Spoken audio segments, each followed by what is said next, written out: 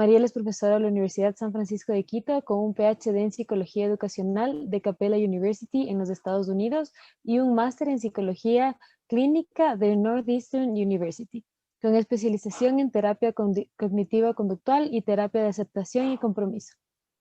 El día de hoy, Mariel nos presenta el tema Impacto de la pandemia en los trastornos psicológicos y las secuelas psicológicas del COVID-19.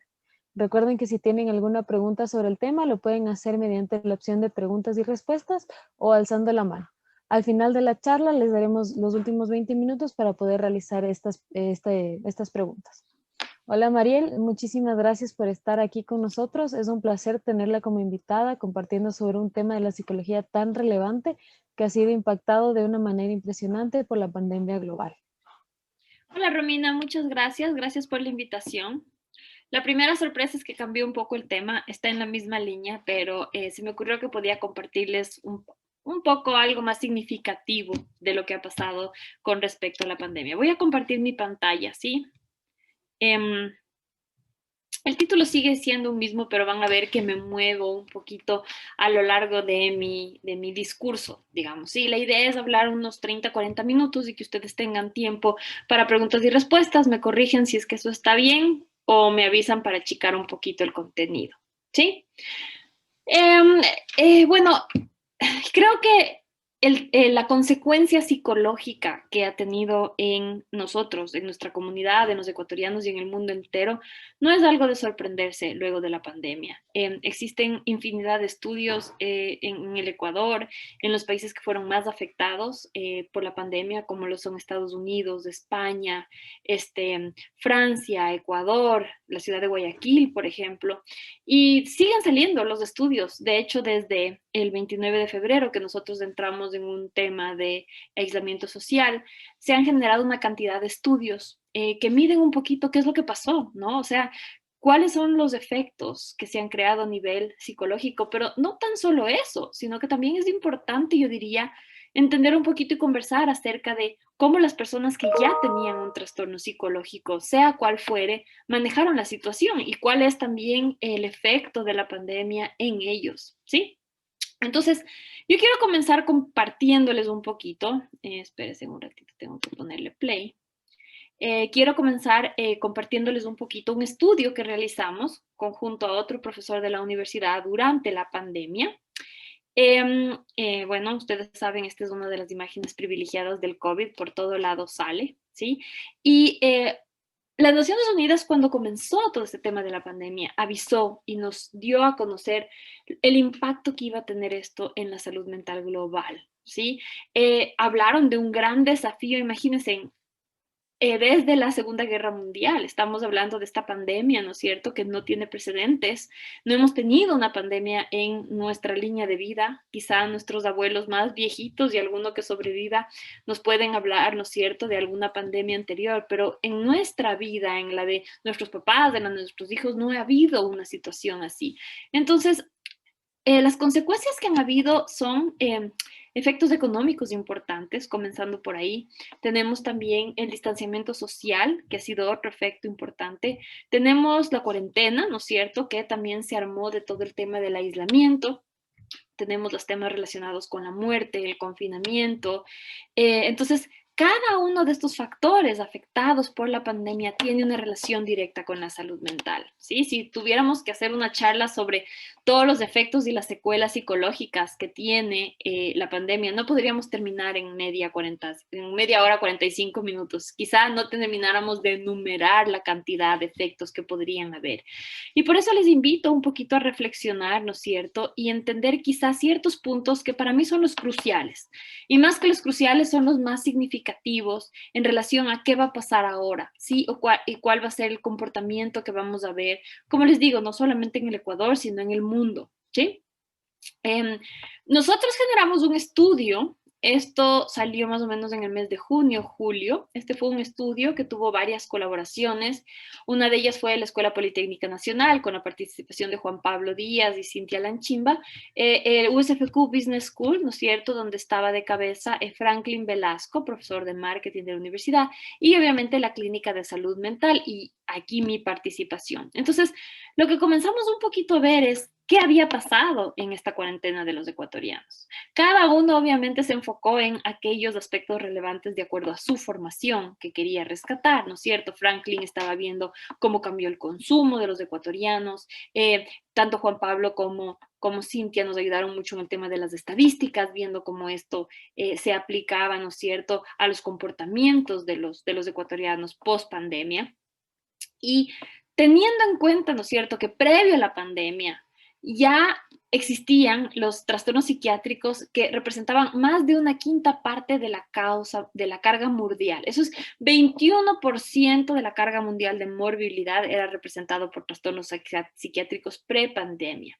La Organización Panamericana de la Salud habla de un 13% de trastornos depresivos y un 6% más o menos de trastornos de consumo de sustancias dentro de estas estadísticas que ya existían pre-pandemia. Ahora recuerden, tanto los trastornos por abuso de sustancias y los trastornos depresivos tienen en común que todos son trastornos de ansiedad y todos comienzan por ahí. Entonces, si hablamos de una cifra global, estuviéramos hablando que prácticamente existe este 32%, ¿no es cierto?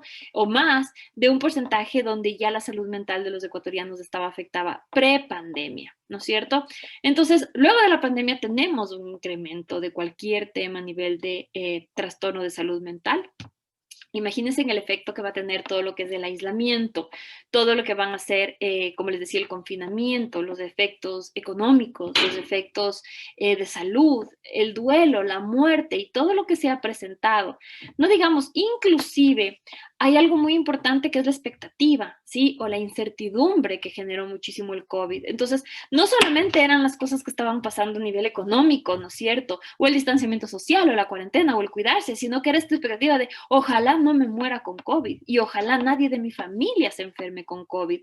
Y aunque ustedes no crean en los datos levantados, encontramos que hubo mayor cantidad de impacto de salud mental en aquellas personas que nunca fueron afectadas con COVID. ¿Qué quiere decir esto? Que el solo entender y esperar y decir ojalá no tenga o tengo miedo de que quizá un familiar mío tenga COVID significó mucha más ansiedad y estrés en la población que aquellos que ya habían sido contagiados. ¿Sí? Entonces, des en cuenta, hay un impacto importante en la gente que fue contagiada, la gente que perdió su familia, que perdió su trabajo, pero por otro lado tenemos otra estadística que es toda esta gente que no perdió su trabajo, que no perdió un ser querido, pero estuvo tan ansioso todo el tiempo de que ojalá no me dé el COVID, ojalá nadie muera de COVID, que también existieron efectos para ello. Entonces, en este estudio que hicimos, entrevistamos más o menos a 3,000 personas, todo esto fue hecho online. El rango, el promedio de edad de la gente que respondió fue más o menos de 30 años. Tenemos contadas más o menos 23.9 muertes por 100,000 habitantes. Esto es alto, ¿sí? Somos el cuarto país, me parece, que tenemos estas cifras súper, súper elevadas. Tenemos el entendimiento, o en el último censo, en el del 2010, se habló que existen más o menos alrededor de 61.82 habitantes por kilómetro cuadrado, ¿sí? Es bastante, ¿sí? Entonces, esto va a tener efectos igual sobre el aislamiento, la pandemia. Vimos una cantidad de temas relacionados al miedo cronificado, ¿sí? Y aquí les pongo tan solo unas imágenes para poder conversar de estas. Tenemos el tema de la muerte, del duelo, del distanciamiento social, los efectos económicos, la cuarentena, ¿sí? Y todos estos lo único que hicieron fue generar una mayor cantidad de ansiedad y miedo. Algo positivo de esto.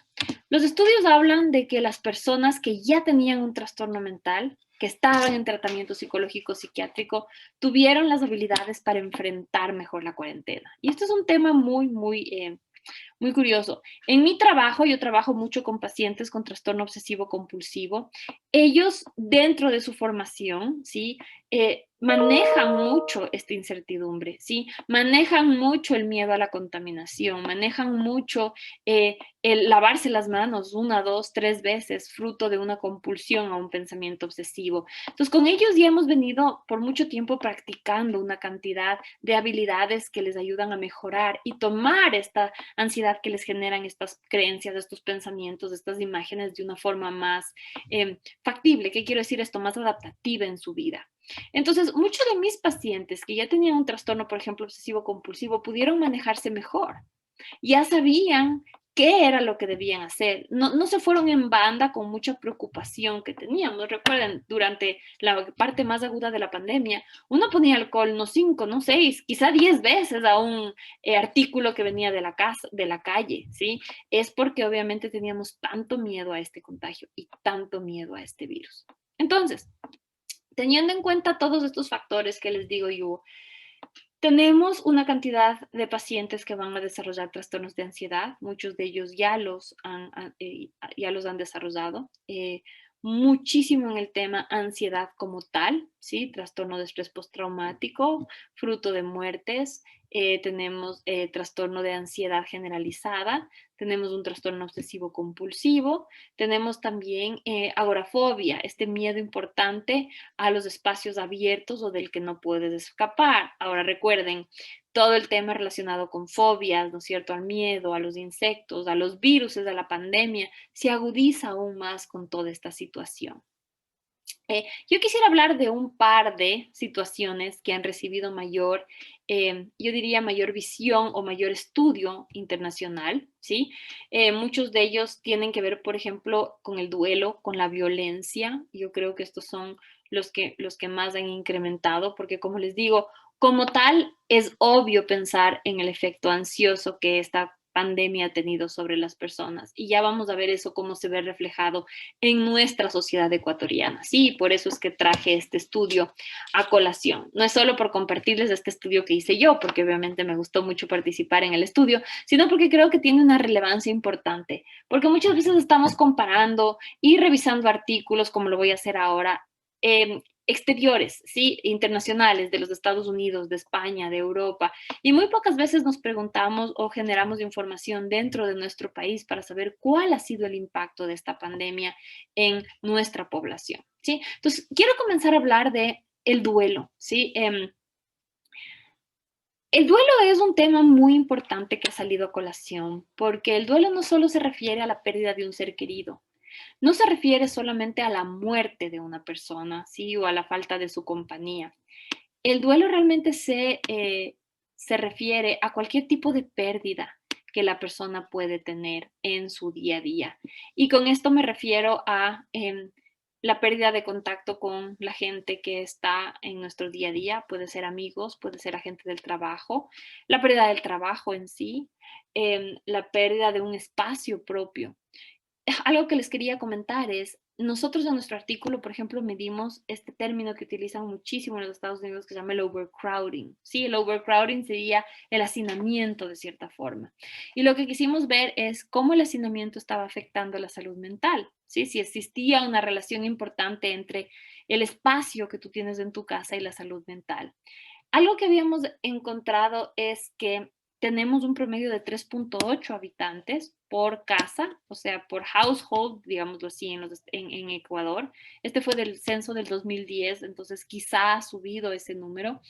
Pero a muchas casas también preguntamos en esta encuesta, les preguntábamos cuántos cuartos tienen y cuánta gente vive en la casa. Lo que encontramos fue que la gente que más hacinada estaba tenía menores índices de salud mental. Esto quiere decir más índices de ansiedad, de depresión. La gente que menos hacinada estaba y más espacio tenía personal, tenían mejores resultados a nivel de salud mental. Y esto es un tema importante porque podemos ver cómo, ¿no es cierto?, esto del hacinamiento, ¿no es cierto?, puede generarnos una cantidad de problemas de salud mental. Ahora, si a eso le agregan a ustedes que, por ejemplo, en lugares como la costa ecuatoriana, como Guayaquil, tenemos una condición climática importante, como es la humedad, como es el calor.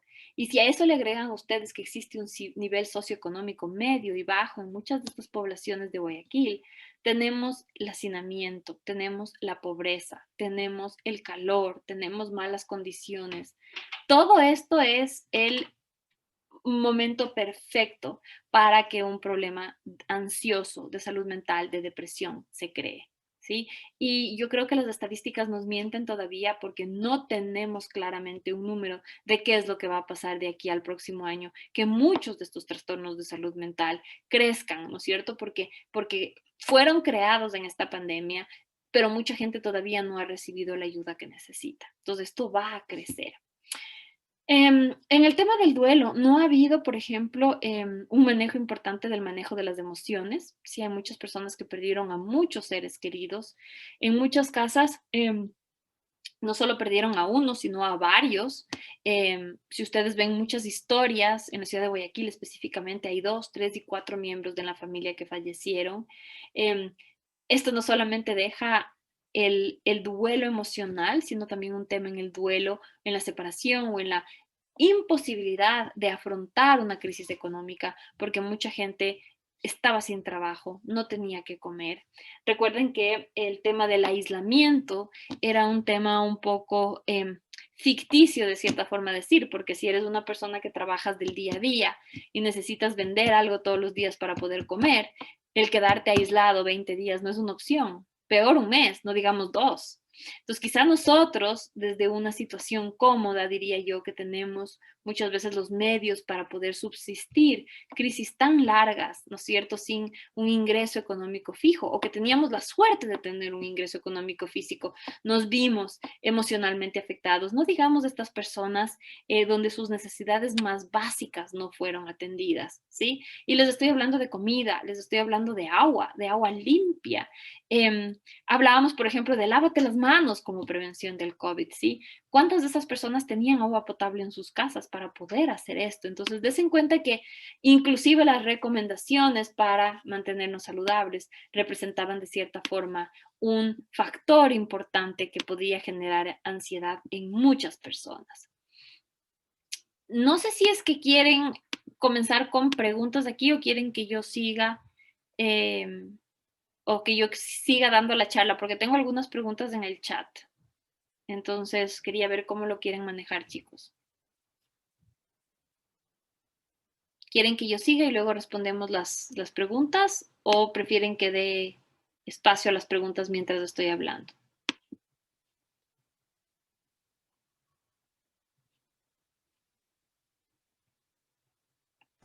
Sí, Mariel, tenemos una pregunta. Alguien nos pregunta, ¿cómo luchamos con el miedo a la muerte, ya sea de uno o de un familiar? A ver, no es tanto luchar contra el miedo en sí, el miedo es real, el miedo se va a quedar ahí porque obviamente todos tenemos esa idea. Lo importante en estos casos es aprender a entender que tenemos dos opciones, vivir con el miedo a la muerte y también vivir con esa esperanza de que eso no va a suceder. Y depende dónde pongamos nuestra energía y dónde pongamos nuestro pensamiento. Y recuerden que muchas veces nuestro pensamiento es una autoprofecía. ¿Qué quiere decir eso? Que donde ponemos nuestra atención generamos mucha energía y generamos la posibilidad de que esas cosas pasen. Entonces, si todo el tiempo estamos pensando negativamente en esta posibilidad de muerte, en esta posibilidad de enfermedad, muchas veces somos el punto perfecto para que una enfermedad nos pegue o pegue a nuestra familia. Entonces, un poquito también es cómo lo manejamos mentalmente.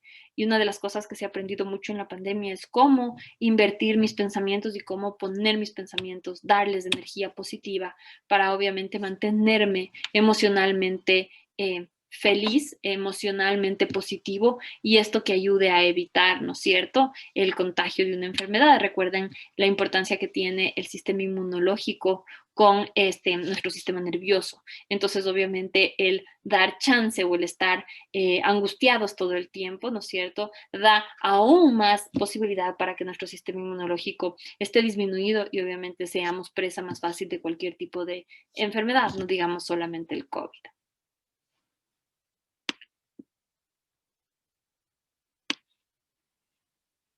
Ok, entonces sigo, ¿les parece? Tenemos, como les decía, el duelo es un tema muy importante y todo lo que ha venido, que ha pasado luego del duelo. Tenemos, por ejemplo, el estrés postraumático, que se ha generado muchísimo, trastornos de estrés postraumático, frutos del manejo indebido de la muerte, de la falta de apoyo emocional, de esta incertidumbre que les cuento, de la falta de necesidades básicas para poder suplir las necesidades de nivel superior, ¿no es cierto? Como muchas veces es también la salud mental. Entonces, el duelo ha tenido un impacto positivo importante. Otro tema que se ha abarcado muchísimo es el impacto de la violencia en la pandemia. Y algo que encontramos en nuestra encuesta, que en realidad fue, yo diría, alentador, porque nosotros no encontramos números altos en relación a violencia de género en tiempos de pandemia y confinamiento. Estoy hablando de nuestro estudio, ¿sí? Ahora, miren que ustedes que en otros lugares del mundo, sí, este es uno hecho en España, obviamente sí hay una cantidad de violencia y se puede ver. Y el impacto, obviamente, de la violencia doméstica no es solo en las personas que sufren la violencia, sino que también estamos hablando en la dinámica familiar y en la crianza de los niños que tuvieron que estar expuestos a esta violencia tanto tiempo. Normalmente en el círculo de violencia familiar, lo importante es que mientras los niños o la persona esté fuera de casa y puedan, yo diría, de alguna forma no exponerse al tema importante que es la violencia o puedan protegerse, tienen esta oportunidad de emocionalmente estar mejor. Ahora, en un confinamiento, en una casa, con una persona, un maltratador constante, esta posibilidad de ser resilientes baja muchísimo. Entonces tenemos cifras que indican a nivel mundial, esto no es en el Ecuador, esto es a nivel mundial, que aumentó la violencia doméstica y obviamente han aumentado las afectaciones como la depresión, ¿no es cierto? O inclusive los golpes, problemas físicos relacionados con la violencia durante la pandemia. Entonces creo que es también otro de los temas importantes que se vio generado en la pandemia y su relación con la salud mental. Este es otro que yo les hablaba mucho y creo que hay que dar mucha importancia y que es el de overcrowding, que son los efectos del hacinamiento, de cómo, por ejemplo, mientras mayor hacinamiento hay, incide en la salud mental. Esto sí lo encontramos en nuestra encuesta en el Ecuador, porque tuvimos varias personas que la respuesta nos dieron a entender que mientras más personas tienen en su casa, menor posibilidad de hacer frente a esta situación y menor posibilidad de sentirse bien, ¿sí? ¿Por qué? Una de las cosas que encontramos, por ejemplo, fue que la calidad del sueño baja mucho. Al no tener un espacio y al no tener una posibilidad de desarrollarte normalmente en tus actividades durante el día, al estar encerrado, la calidad del sueño baja mucho. Y esto obviamente perjudica a nivel de la creación de endorfinas, a nivel de la creación de neurotransmisores, de sistema endocrino. Entonces, obviamente, esto tiene mucha repercusión sobre el comportamiento. Otra cosa importante que encontramos con el tema del hacinamiento es del consumo de sustancias, ¿sí? Las personas encerradas por mucho tiempo que generan situaciones o ansiedades o depresiones, obviamente terminan muchas veces en el consumo de sustancia que solo agrava la situación. También vimos una relación positiva entre tener un espacio disponible para ti, ya sea tu cuarto solo o un espacio de trabajar, cómo este se correlaciona positivamente con un mayor estado de ánimo. Y eso es importante verlo. Entonces, un ratito aquí veo que tengo otra pregunta. No. No, Mariel, sí hay una pregunta. Bernardo dice, ¿es posible que no hayan estadísticas altas de violencia de género porque no hay denuncias hechas? Sí, o sea, eso tiene que ser muchas veces aquí en el Ecuador. Nosotros obviamente entrevistamos a 3.000 personas de un nivel socioeconómico medio alto. Entonces no podemos hablar de esas cifras específicamente porque no tenemos información clara, porque no estamos tampoco entrevistando a personas que viven en espacios de mucho hacinamiento y obviamente con un nivel socioeconómico bajo, ¿no? Que es donde muchas veces se encuentra la violencia. Hablo de muchas veces porque en niveles socioeconómicos blancos altos, también hay muchísima violencia doméstica, ¿sí? Ahora, mucha gente a veces no lo reporta tampoco, ¿no? A pesar de que son, a pesar de que son cuestionarios anónimos, hay mucha gente que tampoco lo reporta realmente por la vergüenza o el miedo. Pero ¿dónde lo encontramos luego? En las consultas por salud mental que nace de un estado de maltratador, de un estado de trastorno de estrés postraumático, ¿no? Entonces eso es importante tener en cuenta. Sigo, perdón, creo que les dejé de compartir la pantalla. Denme un segundo, aquí les pongo. Ok. Entonces, como les decía, el hacinamiento es un espacio importante para el consumo de sustancias, para el mal funcionamiento de la dinámica familiar.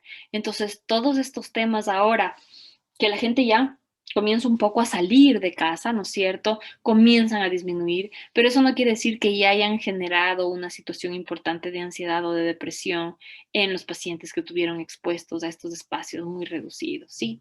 El tema de la calidad del sueño es muy importante verlo. Ok, déjenme ver, tengo unos 10 minutos más. Otra cosa que quería compartir con ustedes es que encontramos cifras interesantes, y esto es general, en cuanto al estado de ánimo, ¿sí? Y obviamente ustedes saben que el estado de ánimo puede medirse por medio de actos de irritabilidad, nerviosismo, sentimientos de culpa, la pérdida de energía o interés en las actividades cotidianas. Lo que encontramos muchos son estados de ánimos disminuidos mayormente en mujeres que hombres aquí en el Ecuador. Y esto nos llamó mucho la atención, ¿sí? No porque creemos que los hombres tienen que estar más disminuidos que las mujeres, sino por el rol que representan muchas mujeres que contestaron esta encuesta, ¿sí? Entonces, este estado deprimido de las mujeres afecta en las actividades diarias, como son su dormir, su comer, su trabajo, la coordinación de diligencias, pero algo inclusive más importante era el tema de la crianza de los hijos, ¿sí? Y esto es un tema que reportaron bastante, que era que las madres que, por ejemplo, tienen el teletrabajo en su casa conjuntamente con la crianza de los hijos, tenían estos sentimientos aún más elevados de ansiedad y depresión al no poder cumplir con estas demandas, ni en su trabajo, ni en el colegio de sus hijos. Veo que hay otra pregunta por ahí. Sí, Mariel, tenemos 3 preguntas. La primera es, ¿cómo podemos reducir el miedo al contagio, sobre todo en personas vulnerables? A ver, nosotros tenemos ya, y la Organización de la Salud ha dado pautas para prevenir el COVID.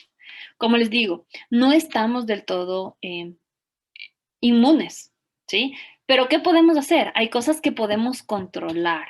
Entonces, aquellas cosas que podemos controlar tenemos que trabajarlas. Utilizar la mascarilla, ¿no es cierto? Lavarse las manos, evitar aglomeraciones, ser muy cuidadosos del tiempo que quizás nos estamos exponiendo cuando hay mucha gente en una habitación. O sea, tenemos una cantidad de posibilidades para cuidarnos. Mientras podamos controlar estos, el resto hay que dejarlo libre porque eso no podemos controlar. Y obviamente el solo pensar en estos aspectos negativos, como yo les decía, lo único que hace es incidir sobre las cosas que sí podemos controlar. Si estamos tan tristes, tan angustiados y ni siquiera nos lavamos las manos, ¿no es cierto? Por todos estos pensamientos que tenemos que nos molestan, entonces estamos nosotros mismos desprotegiéndonos ante el virus. Entonces la idea es tomar todas las acciones y precauciones del caso, ¿no es cierto? Y soltar aquellas cosas que no podemos controlar. Esa es la mejor manera de protegernos. También tenemos otra pregunta que bueno, dice que se habla de trastornos prepandemia que podían ser controlados y de alguna manera se mostraban resilientes, pero ¿qué sucede con aquellos trastornos como el TCA que se originaron y desarrollaron a raíz de la sobreinformación en redes y el aislamiento en los adolescentes? ¿Cuál es el trastorno TSA? Perdón, estoy perdida aquí. TSA. Trastorno. Trastorno de conducta alimentaria. Ay, perdón. Ok, conducta alimentaria. A ver, yo creo que hay que verlo desde una perspectiva clara. Lo que se generó fueron trastornos de ansiedad y cada uno se ve representado de distinta forma. ¿Sí? Ustedes saben que dentro del trastorno, por ejemplo, de ansiedad, del trastorno de conducta alimentaria, existen, ¿no es cierto?, bases ansiosas importantes, temas emocionales importantes, temas de control. Entonces, ¿qué se debe hacer ahora? Obviamente las personas necesitan acudir donde un profesional que pueda manejar con ellos estas emociones, que les pueda dar estrategias para manejarlas. No creo que nadie, muchas veces hay que entender la funcionalidad del comportamiento de las personas. Esto es muy importante en psicología. Función, ¿cómo funciona ese comportamiento? ¿Cuál es la función de comer demasiado? ¿Cuál es la función de dejar de comer? Hay que explorar muy bien estos temas en estas pacientes para entender cómo ese comportamiento está basado en una función que tiene. Y en base a eso poder dar el tratamiento. Entonces es muy importante que estas personas vayan donde un especialista en el tema. Esos temas no se pueden dejar de lado porque poco a poco comienzan a desgastar mucho a las personas que sufren de ellos, ¿no? Yo no soy una especialista en trastornos de la conducta alimenticia, pero como les digo, todos estos tienen un fuerte componente de control, de ansiedad, y al ser un especialista de esto, les digo, es muy importante que ustedes encuentren la funcionalidad de ese comportamiento, por qué el paciente está teniendo estos comportamientos y obviamente que encuentren las estrategias para poder manejarlo.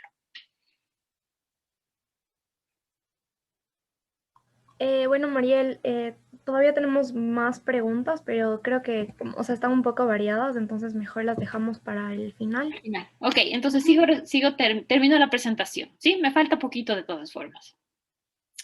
Entonces, estas son estadísticas, como les digo, del estudio. Ustedes pueden ver que los hombres se sienten mejor, tienen un mayor promedio de sentirse mejor que las mujeres. Y claro, esto es preocupante y nos preocupó muchísimo a nosotros por estos dobles roles que las mujeres están teniendo en su casa. Y más que nada, nos preocupó muchísimo porque las mujeres mayormente están encargadas de la crianza de los niños. Entonces, obviamente, estas estadísticas de pérdida, ¿no es cierto?, de gusto en las actividades que la gente hacía anteriormente, niveles elevados de tristeza y todo esto va a tener una implicación importante en los niños, ¿sí? Y en la salud mental de estos niños de aquí a futuro. Algo más interesante que encontramos, y esto va a ser de especial interés para ustedes. Medimos también el estado de ánimo por generaciones, ¿sí? Des en cuenta que la puntuación del grupo 3 corresponde a los millennials, ¿sí? Y a mí me llamó muchísimo la atención porque desde siempre, y esto nos dice mucho la literatura, los millennials han estado relacionados con esta posibilidad de conectarse mediante las redes sociales. Ellos fueron una población que nació ya con el celular, con la computadora, con el email. Y normalmente, y yo cometo ese error, muchas veces a mis alumnos les digo, oigan, ustedes que son millennials, ayúdenme con esta red social, ¿cómo funciona esto? ¿Cómo funciona lo otro? Y en realidad, lo que encontramos en este estudio es que la población que más conectada mediante las redes sociales está más. Y la que pensamos que hubiera podido manejar mejor la red social mientras la pandemia fue la población más afectada. Y todas las personas de los millennials entrevistados, ¿no es cierto?, comentaron que es muy difícil para ellos el aislamiento social, lo cual pone en duda mucho lo que se creía de esta población al decir que son personas que se conectan fácilmente socialmente. Pues no, estas personas, estos millennials, tienen una necesidad importante de contacto social, como lo tenemos todos, ¿sí? Pero aún más esta población que siempre se la vio muy digital.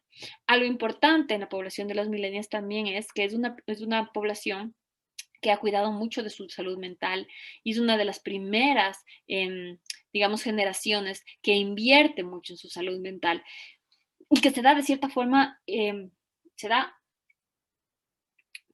cuenta de la necesidad de la salud mental para su bienestar.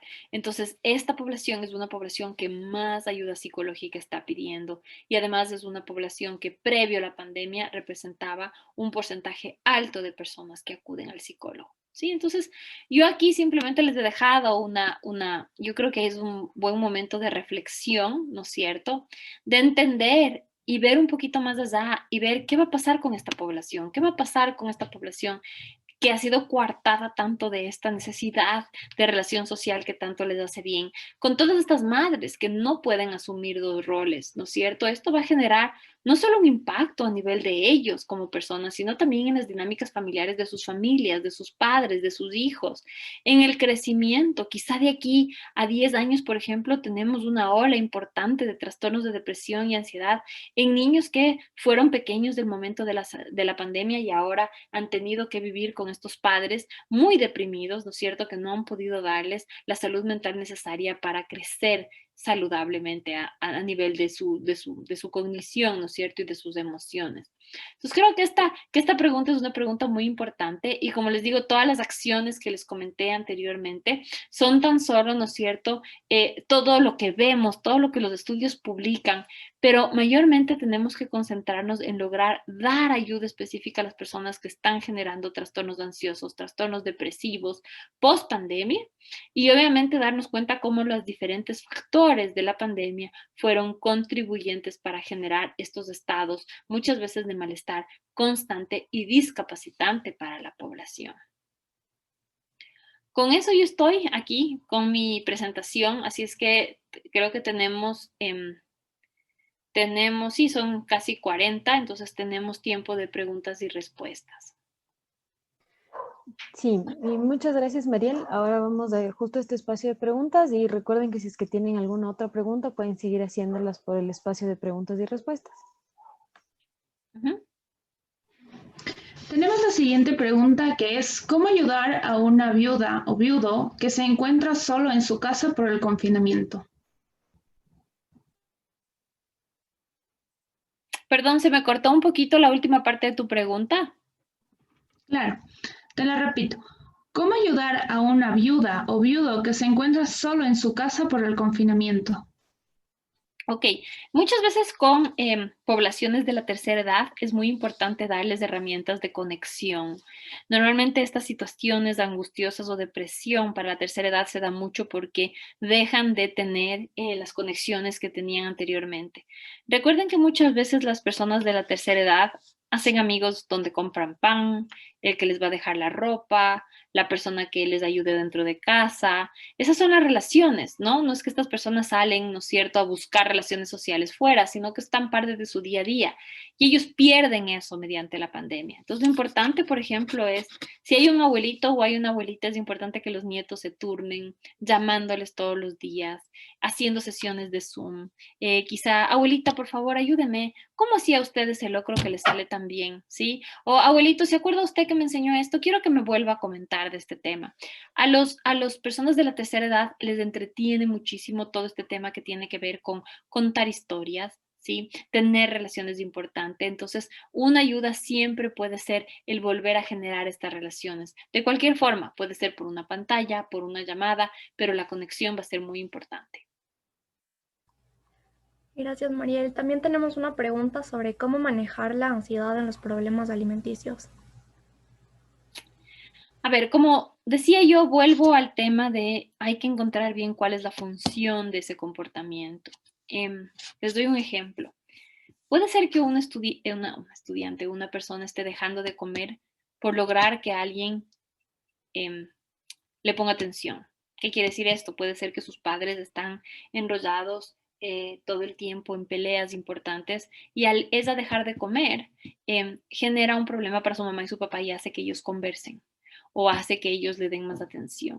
Esa es la función de su comportamiento, que no es lo mismo quizá una chica que deja de comer porque tiene mucho miedo a que su papá le pegue a su mamá, por ejemplo, ¿no? Entonces, este comportamiento que ella ha hecho de comer es una forma de controlar algo de su entorno que no puede controlar, pero lo que sí puede controlar es su ingesta.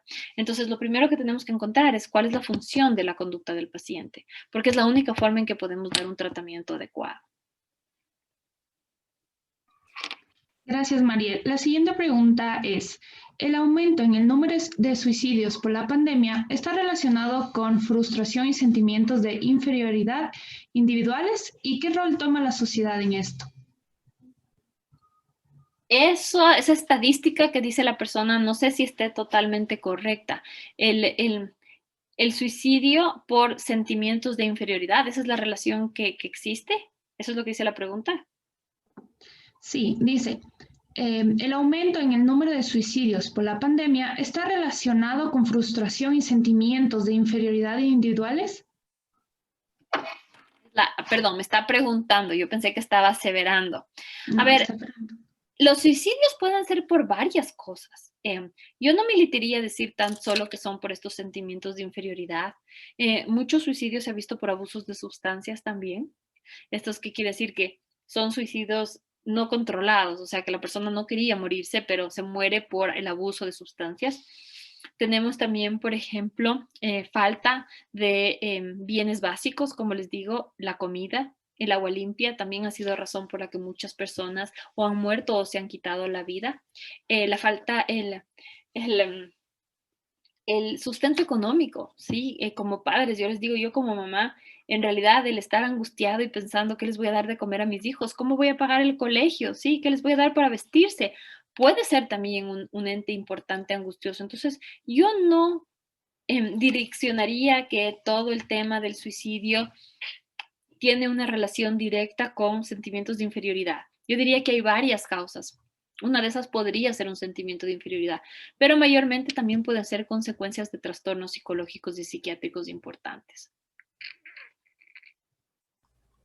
Ok, también tenemos una pregunta que dice, el duelo y la muerte han cambiado mucho. La gente no se puede despedir de sus seres queridos, de estar para ellos en la enfermedad, hacer un velorio, etc.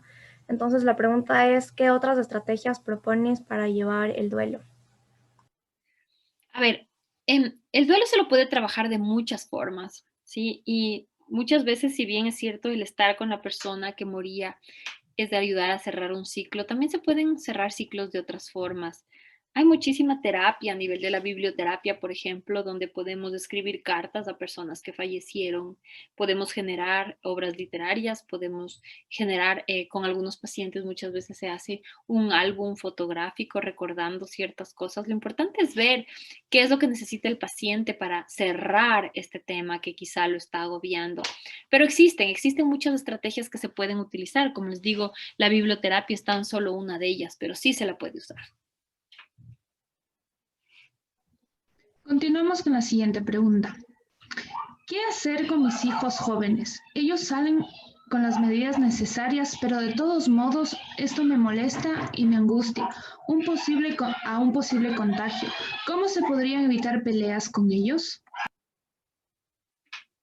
A ver, yo creo que como mamá y como papás de hijos adolescentes o hijos ya grandes, lo importante es la confianza de saber que ellos van a saber cuidarse. Y eso es lo único que podemos hacer. Creo que el hablar importante de los posibles riesgos que se tiene, el uso constante de la mascarilla, el evitar estar en contacto sin mascarilla con personas. Muchas personas, por ejemplo, ahora he visto que hacen relaciones sociales, pero asimismo esas personas se someten a pruebas para saber si están o no enfermos. Yo creo que mientras se tome todas las precauciones es una forma para que tú estés tranquila. Ahora también es importante hablar con los chicos y que ellos entiendan, ¿no es cierto?, la importancia de tener estos cuidados. Y si es que realmente no los van a tener, no pueden compartir el mismo espacio, obviamente con mamá o con papá o con una abuelita que podría ser un paciente vulnerable. Entonces, muy importante hablar con ellos de cómo voy a prevenir, de cómo me debo lavar las manos, de si cuando regreso a casa tengo que cambiarme quizá la ropa, si he estado en un lugar con mucha gente, ¿no? Entonces yo creo que hay que buscar muy bien cuáles son las formas en que vamos a protegernos todos al salir, ¿sí? Porque asumo que esta señora quizás se vaya también al Supermaxi o hace algunas otras compras, entonces todos esos momentos serían posibles momentos de contagio. Entonces, evitar al máximo los momentos innecesarios donde se pueda dar el contagio y crear momentos de distracción, de invitación de amigos, pero con los cuidados del caso. Y ya también tenemos todavía algunas preguntas en referencia al TCA. La una es que cómo se puede manejar esta posible depresión en los adolescentes y la otra es cómo podríamos ayudar a una persona que tiene estos trastornos durante la pandemia. Bueno, una persona que tiene esos trastornos tiene que conversar con un profesional de la salud. Ustedes no le pueden ayudar más allá de enseñarles la necesidad que él necesita de consultar al psicólogo, a menos que ustedes estén capacitados como psicólogos clínicos para poder atender a estas necesidades de la persona. Pero aún así, si es un amigo suyo, existiera ya una relación dual, por lo cual eso no es aconsejable. Entonces, lo mejor que ustedes pueden hacer es obviamente referir a esa persona referir a esa persona a un profesional de la salud mental. Y por otro lado, la otra pregunta era ¿Cómo ayudamos en el tema de la depresión? Lo mismo, o sea, tenemos que llevar a esta persona a un profesional para que aprenda a manejar esas emociones que quizás son muy fuertes y para que encuentre otras conductas que no sean necesariamente las de la alimentación, que tarde o temprano tienen consecuencias importantes en la persona. La siguiente pregunta es, ¿cómo puedo manejar la ansiedad de compararme en las redes sociales? He pasado mucho tiempo en redes sociales debido a la pandemia. No puedo dejar de meterme en estas redes sociales. Paso más de 8 horas en Instagram. Ok, ¿qué es lo importante ahí? Lo importante es, como todo, aprender a ponernos horarios y aprender a ponernos límites. Si bien es cierto, las redes sociales pueden enganchar muchísimo, primero que no son espacios reales, ¿no es cierto? Entonces, una necesidad de comparación dentro de redes sociales se vuelve una utopía porque no estás comparándote con algo que existe, estás comparando con algo que es inexistente y es irreal. ¿Sí? Y por otro lado, importante poner horario también para las redes sociales. No está mal que las utilices, que las veas, pero sin embargo, tiene que saber tu cabeza que existe un momento para hacerlo y un momento que no. Y obviamente entender a la comparación, ¿no es cierto? Quizá como un medio de querer mejorar o desarrollar algún tipo de cualidad importante que vemos en una persona. Pero de vuelta, si es una red social, es muy difícil saber si es algo real o no. Entonces yo creo que todo tiene que empezar con esa organización para evitar estar en esas redes sociales tanto tiempo, porque al final son situaciones que, como ustedes saben, tienen más de irreales que de real. También tenemos una pregunta sobre cómo manejar el tema de abuso de sustancias y aparece en post pandemia. Ok. Como siempre existen otros canales de manejar la ansiedad, la depresión, ¿no es cierto? Que no sean el abuso de sustancias. Obviamente, si vemos que este es un problema que ya existe mucho tiempo, necesitamos consultar a un profesional. Caso contrario, ¿no es cierto? Podemos decidir, ¿no es cierto? Nosotros mismos, ¿por qué no es conveniente seguir utilizando esta sustancia? ¿A dónde me va a llevar este consumo? Sí, mucho plantearse eso y ver si en realidad el consumo de esa sustancia está alineado con lo que yo quiero adquirir o que yo quiero crear a largo plazo en mi vida y en mis relaciones. Entonces es muy importante explorar esos temas para saber qué es lo que me está llevando al consumo de esa sustancia, ¿no? Y obviamente intercambiar este consumo por otras actitudes, otras estrategias que puedan ser más positivas, ¿no? La siguiente pregunta es, ¿qué estrategia se puede realizar para evitar la violencia intrafamiliar en el ámbito escolar?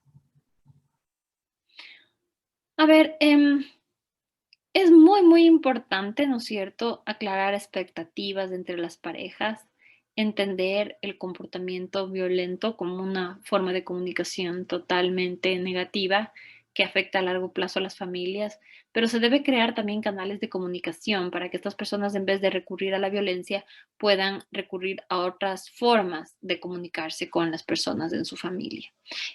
A nivel escolar es muy delicado porque, como ustedes saben, el dar al niño ese espacio de crecimiento es muy importante y más que nada en un ambiente sano.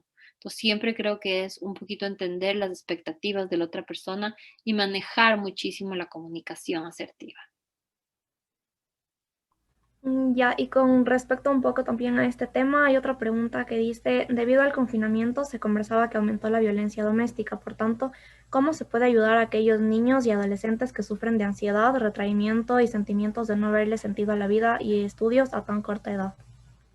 Ok, esperemos que la posibilidad de volver al aula de clases esté cada vez más cercana, para que estos niños puedan tener ese espacio que necesitan fuera de ese ambiente tóxico para poder desarrollarse y conversar con alguien que no sean sus padres en este momento.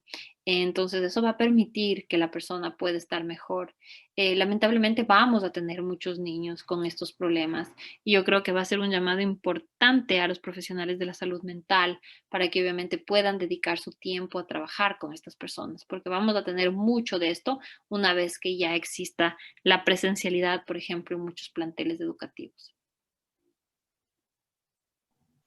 La siguiente pregunta es, ¿de qué manera se puede controlar el enojo e ira en los niños? A ver, muchas veces el enojo no es enojo en sí, muchas veces el enojo es la forma como los niños canalizan la ansiedad. Eso es algo muy importante. En los niños la ansiedad se representa de varias formas y va mutando. ¿Qué quiere decir eso? Que no es del mismo comportamiento siempre. Entonces habría que reconocer si esa agresividad es fruto realmente de un comportamiento, una personalidad agresiva, o es una forma en que el niño está comunicando que no tiene las herramientas necesarias para manejar la emoción que está sintiendo. Entonces eso es importante explorar. La siguiente pregunta es, ¿cómo se podría prevenir los atracones por ansiedad? De nuevo, buscando otras conductas que reemplacen a esa conducta de atracón. Conductas que sean más adaptativas y obviamente hay que buscar que sean alineadas a los valores de la persona. La siguiente pregunta es, ¿qué estrategias se pueden dar a las familias para un buen ambiente dentro de casa, ya que por la pandemia esto ha ayudado a que exista un resentimiento y conflicto entre todos? Creo que es importante dar espacio a las personas, dar un espacio personal, tanto a mamá como a papá, como a los hijos, un momento también de compartir uno a uno, hablar de la comunicación, de las expectativas que se tiene de cada miembro de la familia y de generar reglas conjuntas donde todos en la familia las realicen. Y un poco también sobre este tema, ¿cuáles estrategias recomienda para crear un ambiente interactivo con la familia en casa?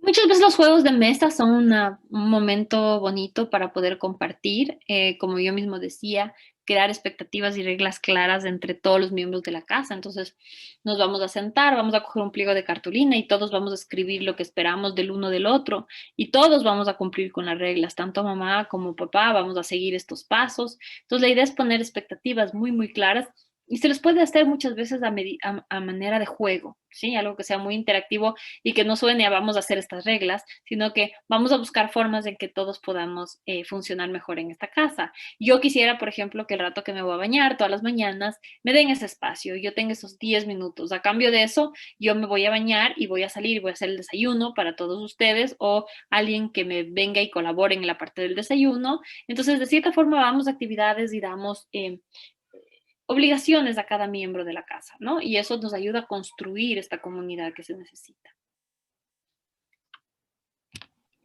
La siguiente pregunta es, ¿cómo manejar la ansiedad que se genera por tener tanta carga de deberes y manejar este estrés que se vive todos los días? ¿Cómo podemos manejar este carga y estrés? Yo creo que un poquito es enfocando en las cosas buenas que tenemos en nuestra vida. El estrés, las noticias. Pregunten a mí, yo no he visto noticias ya, deben ser unos 2, 3 meses, porque en realidad cada que las veía, lo único que generaban en mí era angustia. Entonces decía, a ver, Mariel, ¿qué saco viendo las noticias que están generando en mí esta situación? Mejor dejo de ver noticias y quizá veo una serie en Netflix que me genere sentimientos de bienestar. Recuerden que muchas veces nuestro cerebro se cree las cosas que le enseñamos. Y si ustedes le enseñan destrucción, guerra, muerte, el cerebro eso es lo que procesa. Pero si le enseñamos otras cosas, cambiamos esa dinámica. Y muchas veces el ver, por ejemplo, una película bonita, romántica, genera en nosotros niveles de endorfinas, de dopamina, que son importantes para nuestra salud mental. Entonces, un poquito lo que tenemos que hacer es dejar de enfocarnos tanto en todo esto negativo que tenemos y enfocarnos en las cosas buenas que tenemos. Debe haber algo en tu vida por lo que debes de estar agradecido. Tiene que haber algo importante en tu familia por lo que hoy te sientes bien. Así como hay 15 cosas malas, deben haber 12 que son positivas. Si nosotros, como yo les dije hace un momento, llevamos nuestra atención a las cosas positivas, generamos esa sensación y más que nada atraemos energéticamente a que cosas buenas nos sigan pasando. Si nosotros nos enfocamos en algo negativo, normalmente todo sale mal y las cosas siguen saliendo mal, inclusive por nuestra actitud, que no nos deja tomar decisiones acertadas hacia energía y hacia decisiones positivas y adaptativas. También tenemos otra pregunta que dice, ¿está bien alterar las reglas entre padres e hijos por la pandemia? Por ejemplo, ser más flexibles en los horarios para dormir o no ser tan exigentes. Sí, de acuerdo, siempre hay. Las reglas se hacen para romperlas de vez en cuando, entonces muchas veces si hay un horario de acostarse a las 7, Quizá pueden haber días de la semana donde se acuesta distinto. De todas formas, no debería haber mucha, por ejemplo, en el tema de dormir, no debería haber mucho ventana de no poder dormir porque al otro día igual tenemos obligaciones y colegio. Entonces, a diferencia de que se despierten menos temprano porque ya no tienen que ir en bus, pero de todas formas tienen que desayunar, tienen que arreglarse y tienen que cumplir con sus obligaciones. Por último, tenemos cómo ayudar a los padres de familia que reportan que sus hijos no quieren dejar jugar videojuegos. Yo creo que igual es cuestión de límites. Deben haber momentos para los videojuegos y deben haber momentos donde los papás dicen, este no es un momento de videojuegos, es un momento para almorzar en familia, es un momento para pasar bien, es un momento para discutir esta y otras cosas. Entonces, es muy importante que los papás pongan límites. Entonces, la respuesta de no deja, o sea, no juegan o no dejan de jugar estos juegos puede ser fácilmente arreglada como, ok, entonces, ¿qué pasa si no hay energía para jugar esos juegos? ¿O qué pasa si no hay los juegos? Entonces, yo creo que los papás tienen las herramientas todavía, pero es muy importante las expectativas a los hijos y obviamente las reglas claras y los límites.